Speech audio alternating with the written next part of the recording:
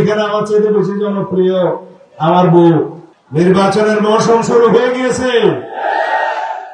স্বৈরাচারী শেখ হাসিনার শাসন আমলে আমরা কোন একটা মিলনায়তনের সম্মেলন করার সুযোগ পাইনি।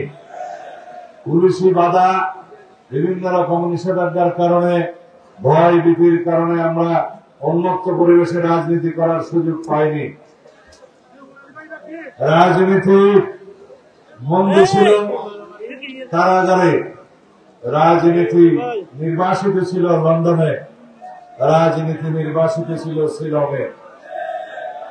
এই দেশের রাজনীতি নিয়ে বাংলাদেশ এবং বাংলাদেশের বাইরে কয়েকটি শিবির এদেশের গণতন্ত্রহীনতা এবং বিরাজনীতিকরণের জন্য চেষ্টা করেছে।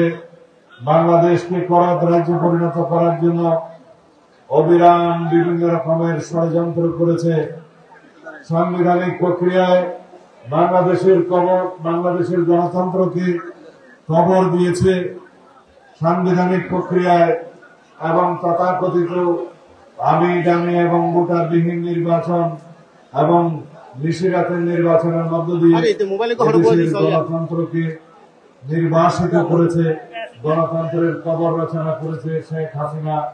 সেই ফ্যাসিস্ট ষড়যন্ত্রের মাধ্যমে শেষ পর্যন্ত বাংলাদেশের মানুষকে একটি বৃহৎ কারাগারে আবদ্ধ করে রেখেছিল এই ফ্যাসিস্ট শেখ হাসিনা।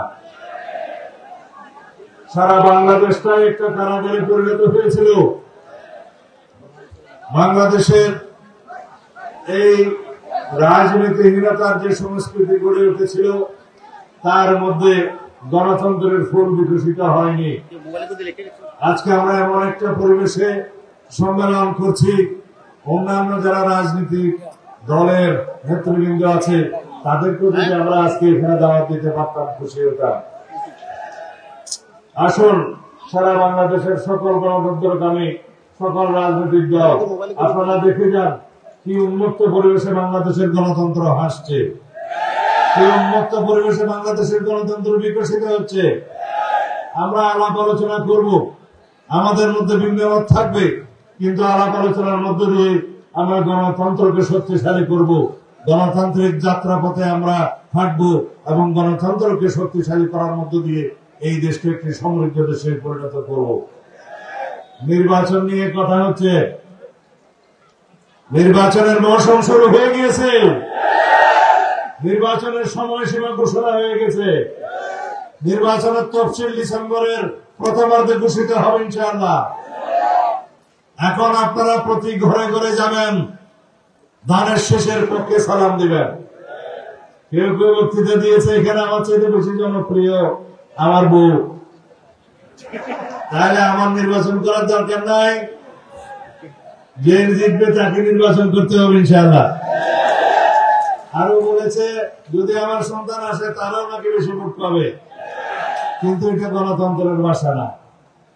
গণতন্ত্রের ভাষা হচ্ছে মানুষ যাকে পছন্দ করবে প্রার্থী হিসেবে সে নির্বাচন করবে, মানুষ যাকে পছন্দ করে ভোট দিবে সে নির্বাচিত হবে।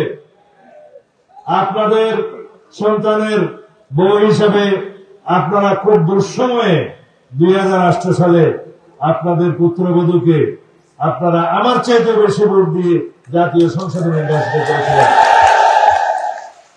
সেই কৃতজ্ঞতা, সেই ঋণ আমরা সারা জীবন স্বীকার করি। গণতন্ত্রের ভাষা হচ্ছে মানুষ যাকে ভোট দিবে সেই এমপি নির্বাচিত হবে। পিআর এর ভাষা হচ্ছে মার্কার মধ্যে ভোট দিবে, কে এমপি হবে জানে না।